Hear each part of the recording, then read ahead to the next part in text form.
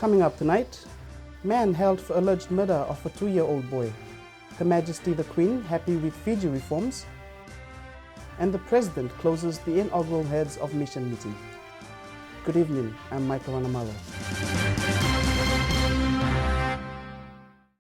Drivers and pedestrians caught by the Land Transport Authority breaching any road rule will soon have the option of paying their fines on the roadside using their ATM cards. This will become a new mode of payment for LTA, which will save a lot of time compared to one going and queuing up at the LTA office to pay their fines. The FPOS machines will be in operation only in the Central Division and later be extended to the Western and Northern Divisions. The Land Transport Authority, in partnership with Westpac Banking Corporation, yesterday launched 4 new FPOS machines. With the use of the FPOS machines, LTA's customers have the option of paying fines and bookings right on the spot rather than joining a long line at the LTA office. Chief Executive Naisa Twinadeva says the new technology will elevate LTA services, adding this will be a win-win situation where customers can pay their fines with any bank card except that of the Bank of Baroda. On our assessment on this, we found out that for the past 2 years, around 40% of those booked will come to pay fines. The other 60%, they opt to go to court. We believe with the use of the FPOS machine and the introduction of this technology, we will be encouraging most of our customers to settle, the fines and the bookings right there on the roadside. Twinadeva says one of the reasons why the authority is positive about doing this project is to continue to align themselves with their corporate plan. Secondly, to provide quality service tailored to meet the needs of customers, as this has been one of the area lacking following the assessments and evaluations. Basically what is going to happen, once our people here stop you on the road, okay, and say you've been booked for overspeeding, right? And they will read out the charge and also will tell you how much fine they're going to put on you.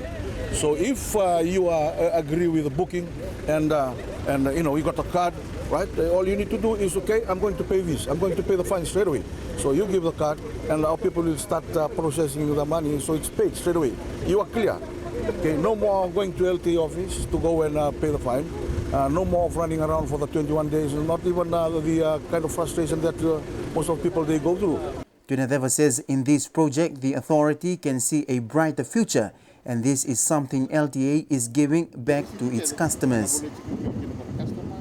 A 39-year-old man has been arrested following the death of a 2-year-old boy in Nandi yesterday. Police PRO Ananaisor says the suspect is being held for the alleged murder of the child. It is alleged that the 39-year-old man attacked the young boy and his 74-year-old grandmother yesterday afternoon. The grandmother remains admitted in hospital while the police are trying to establish a motive for the attack. The incident happened yesterday afternoon in Solovi Heights in Nandi. Fiji's High Commissioner to the United Kingdom, Saul O'Mara, who had presented his credentials to Her Majesty Queen Elizabeth II 2 weeks ago, believes that the strengthening of bilateral ties with the monarch is crucial in maintaining our historical relations. High Commissioner Mara says the privilege of meeting Her Majesty also gave him the opportunity to brief the Queen on the political and socio-economic structural reform programs being implemented in Fiji. High Commissioner Saul O'Mara informed Her Majesty the Queen that one of the ultimate objectives of the reforms was to build a better Fiji for all its citizens. The implementation of these reform agendas was guided by Fiji's roadmap to democracy and would culminate in all-inclusive constitution by September 2013, followed by the general elections in September 2014.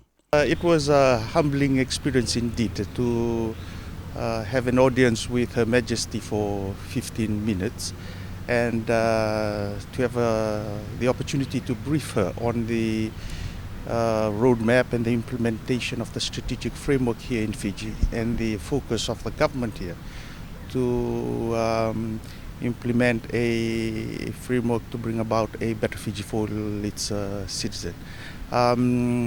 She was very informed of the situation here in Fiji, and I can say that the length of the discussion was because she was really interested in Fiji, and she made me feel that she has very fond memories of her visit here, her last visit here, and to me it gave me an opportunity to focus on the three areas of my engagement with the UK government. First, to have Her Majesty government understand and support the work, the current implementation of the reform agenda here in Fiji.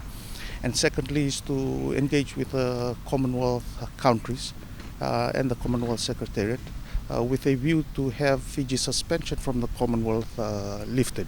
And this can only be achieved. The Commonwealth is of the view that what the government is implementing here in Fiji is to achieve a constitution that is representative of the will of the people and is reflective of the development needs of the people of Fiji. Her Majesty was, however, pleased to be informed that Fiji still values its Commonwealth heritage and that the current socio-political reform agendas were being implemented under the roadmap, which will soon realize a sustainable democratic model reflective of the development aspirations of all people of Fiji. Discussions also centered in the area of trade and industries through new trading opportunities. And it is quite a challenging one given the current climate, economic climate in the global arena. But we are not discouraged because there are genuine interest expressed within the UK business community with regards to the government's 2012 budget, particularly with regards to the reduction in corporate and personal taxes. So we have some interest expressed, so we are going to pursue that in the next couple of months. A reception hosted at the Chancery to mark the occasion was attended by about 150 guests, comprising of senior officials of the Foreign and Commonwealth Office, company executives with interest in Fiji, and members of the Fiji community. Which is why this consultation that we are having here in Suva is quite important, because it briefs heads of missions on how we can complement each other and maximize the use of the resources that we have to progress Fiji's presence and participation in the international community as per the mandate of the Pillar 11 of the People's Charter.